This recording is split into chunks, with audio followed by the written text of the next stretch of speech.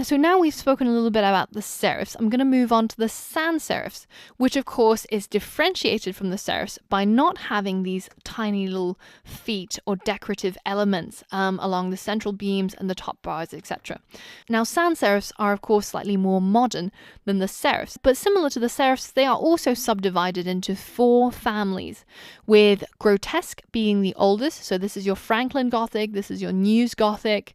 Then as we go into the future, you've got the neo-grotesque. So this is Helvetica, this is Arial. And going even further into future, you've got the humanist family of sans serifs.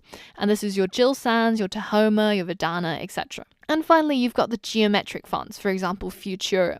Now, the way that you can tell if a typeface is geometric is by looking at the O's. And the O's in a geometric typeface should look exactly like as if you'd drawn it with a protractor.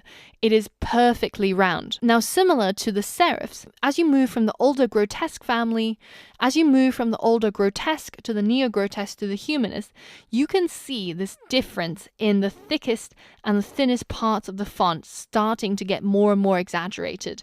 When you look at the grotesque, it's almost equidistant at all points.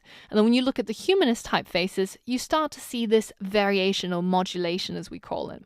Now, the geometric typeface is a bit similar to the slab serif typeface. Even though it's one of the most modern typefaces in this family, it bucks the trend and pretty much has no modulation and is equidistant at all points.